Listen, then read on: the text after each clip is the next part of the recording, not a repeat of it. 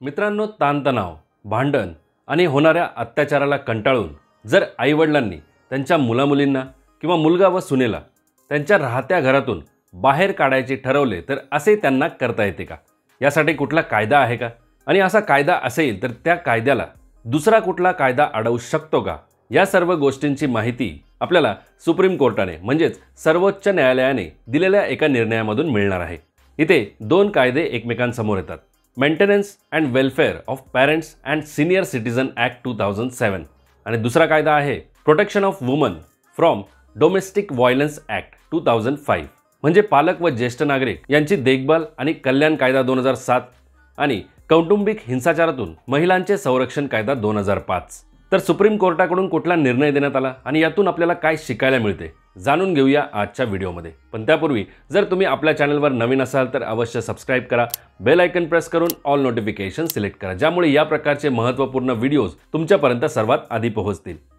नमस्कार मित्रांनो, पालक, ज्येष्ठ नागरिक संपूर्ण आयुष्यभर काम करून काटकसर करून त्यांच्यासाठी व त्यांच्या मुलांसाठी एखादी प्रॉपर्टी म्हणजेच मालमत्ता उभी करतात. कारण त्यांना अपेक्षा असते ज्यावेळेस मुलं मोठे होतील, त्यांचे लग्न होईल, त्यानंतर मुलं त्यांच्या पालकांना सांभाळतील आणि जी काही प्रॉपर्टी त्यांनी उभी केली आहे त्यामध्ये त्यांचे उरलेले आयुष्य व्यवस्थित आनंदाने व शांततेने निघून जाईल. पण बऱ्याचशा केसेसमध्ये असे होत नाही, कारण पालकांना त्यांची मुलं-मुली किंवा मुलगा व सून यांच्याकडून अत्याचार सहन करावे लागतात, त्यांच्याकडून त्रास दिला जातो. बऱ्याचशा केसेसमध्ये आईवडिलांचा त्रास हा मुलाच्या लग्नानंतरच सुरू होतो, ज्यामुळे नाइलाजास्तव मुला-मुलीला किंवा मुलगा व सुनेला घराच्या बाहेर काढण्यासाठी सिनियर सिटीजन्सला सिनियर सिटीजन ॲक्ट 2007चा आधार घ्यावा लागतो. परंतु सर्वोच्च न्यायालयाने म्हणजे सुप्रीम कोर्टाने जो काही निर्णय दिला आहे त्यामुळे आता हे शक्य होणार नाही. सर्वोच्च न्यायालयाने हे स्पष्ट केले आहे की ज्येष्ठ नागरिक कायदा 2007 अंतर्गत आईवडिलांना त्यांच्या मुलाला तर घरातून बाहेर काढता येऊ शकते, परंतु सुनेला काढता येणार नाही. याचे कारण ज्येष्ठ नागरिक कायदा 2007 आणि त्याच्या विरोधात उभा आहे डोमेस्टिक व्हायलन्स ॲक्ट 2005. कारण ज्येष्ठ नागरिक कायद्याअंतर्गत ज्येष्ठ नागरिकांना जसा त्यांच्या प्रॉपर्टीवर हक्क सांगण्याचा अधिकार मिळतो, तसाच डोमेस्टिक व्हायलन्स ॲक्ट अंतर्गत महिलांना right to reside in shared household म्हणजेच सामायिक कुटुंबामध्ये राहण्याचा अधिकार मिळतो. आता सामायिक कुटुंब किंवा शेअर्ड हाऊसहोल्ड याचा अर्थ ज्यावेळेस एखादी मुलगी लग्न झाल्यानंतर पतीच्या घरी येते त्यावेळेस पतीचे घर म्हणजेच तिच्यासाठी शेअर्ड हाऊसहोल्ड म्हणजेच सामायिक कुटुंब असते. मित्रांनो, केंद्र सरकारच्या कौटुंबिक हिंसाचारापासून महिलांचे संरक्षण कायदा 2005 मधील कलम 17 नुसार सामायिक कुटुंबात राहण्याचा महिलांना अधिकार असतो. कायद्यानुसार सध्या लागू असलेल्या इतर कोणत्याही कायद्यामध्ये काहीही असले तरी घरगुती संबंधातील प्रत्येक स्त्रीला सामायिक कुटुंबात राहण्याचा अधिकार असेल, मग तिला त्यामध्ये कोणताही अधिकार, पदवी किंवा फायदेशीर हित असो वा नसो. पीडित व्यक्तीला कायद्याने स्थापित केलेल्या प्रक्रियेनुसार प्रतिवादीद्वारे सामायिक घरातून किंवा तिच्या कोणत्याही भागातून बाहेर काढले जाणार नाही किंवा वगळले जाणार नाही, अशा स्पष्ट सूचना आहेत. मित्रांनो, सुप्रीम कोर्टासमोर हजर झालेल्या या केसमध्ये ज्येष्ठ नागरिक पालकांनी एक ॲप्लिकेशन फाईल केले होते, ज्यामध्ये त्यांना त्यांच्या सुनेला आणि तिच्या मुलीला त्यांच्या राहत्या घरातून बाहेर काढायचे होते.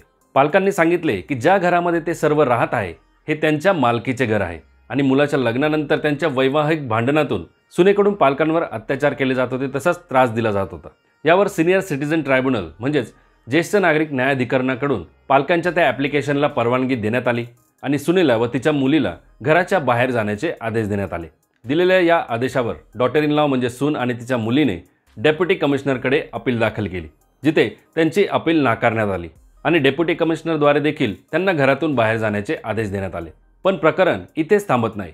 यानंतर त्या सुनेने व तिच्या मुलीने हायकोर्टामध्ये याचिका दाखल केली, परंतु हायकोर्टाने सुद्धा याआधी देण्यात आलेले निर्णयच कायम ठेवलेत. म्हणजे निर्णय दिला पालकांच्या फेवरमध्ये आणि त्या सुनेला व तिच्या मुलीला घरातून बाहेर जाण्याचे आदेश देण्यात आले. मित्रांनो, यातून लक्षात येते की ज्येष्ठ नागरिक न्यायाधिकरण, डेप्युटी कमिशनर आणि हायकोर्टाने जे काही निर्णय दिले त्यावरून ज्येष्ठ नागरिकांना किंवा पालकांना त्यांच्या घरातून त्यांच्या सुनेला बाहेर काढण्याचा अधिकार आहे असे समजते. आता यानंतर त्या सुनेने जे काही डिसिजन्स आलेले आहेत त्याला सुप्रीम कोर्टामध्ये म्हणजे माननीय सर्वोच्च न्यायालयामध्ये डोमेस्टिक व्हायलन्स ॲक्टच्या कलम 17 नुसार चॅलेंज केले. म्हणजे सून ज्या घरात राहत आहे म्हणजे पतीच्या घरामध्ये ते तिचे शेअर्ड हाऊसहोल्ड आहे म्हणजेच सामायिक कुटुंब आहे. डोमेस्टिक व्हायलन्स ॲक्ट 2005च्या कलम 17 नुसार तिला त्या घरातून बाहेर काढता येणार नाही। उदाहरण म्हणून माननीय सर्वोच्च न्यायालयाने दिलेल्या एका आदेशाचा इथे रेफरन्स देण्यात आला, ज्यामध्ये डॉटर इन लॉ म्हणजे सुनेला डोमेस्टिक व्हायलन्स ॲक्ट 2005च्या सेक्शन 17 नुसार शेअर्ड हाऊसहोल्डमधून म्हणजे सामायिक कुटुंबामधून बाहेर काढता येणार नाही, कारण तिथे राहण्याचा तिचा कायदेशीर अधिकार आहे। आता यामुळे एक मोठा प्रश्न निर्माण होतो, नेमका कोणता कायदा हा महत्त्वाचा आहे, ज्येष्ठ नागरिक कायदा 2007 की डोमेस्टिक व्हायलन्स ॲक्ट 2005? तर यावर प्रकाश टाकताना सर्वोच्च न्यायालयाने स्पष्ट केले की ज्येष्ठ नागरिक कायदा हा डोमेस्टिक व्हायलन्स ॲक्टच्या कुठल्याही अधिकाराला किंवा कुठल्याही तरतुदीला ओव्हरराईड करू शकत नाही। म्हणजेच ज्येष्ठ नागरिक किंवा पालक हे ज्येष्ठ नागरिक कायदा 2007चा वापर करून त्यांच्या सुनेला डॉटर इन लॉला तिच्या राहत्या घरातून म्हणजे शेअर्ड हाऊसहोल्डमधून किंवा सामायिक कुटुंबातून बाहेर काढू शकत नाही, कारण तिचा तो कायदेशीर अधिकार आहे। आणि जर असे करण्यात आले तर डोमेस्टिक व्हायलन्स ॲक्टमध्ये असलेल्या सर्व तरतुदी अधिकार हे संपुष्टात येतात। यामुळेच माननीय सर्वोच्च न्यायालयाने दिलेल्या फायनल निर्णयामध्ये सुनेने केलेले अपील स्वीकारले आणि ज्येष्ठ नागरिकांच्या फेवरमध्ये देण्यात आलेले हायकोर्टाचे निर्णय हे बाजूला ठेवण्यात आले, म्हणजे सेट असाइड करण्यात आले, ज्यामुळे स्वतःचे राहते घर असूनही ज्येष्ठ नागरिक पालकांना त्यांच्या सुनेला त्यांच्या घरातून बाहेर काढता आलेले नाही। मित्रांनो, सुप्रीम कोर्टामार्फत देण्यात आलेल्या निर्णयाची लिंक तुम्हाला वाचण्यासाठी या व्हिडिओच्या डिस्क्रिप्शन बॉक्समध्ये दिलेली आहे। व्हिडिओ महत्त्वपूर्ण वाटत असेल तर नक्की शेअर करा आणि अशाच माहितीपूर्ण व्हिडिओजकरिता चॅनलला जरूर सबस्क्राईब करा।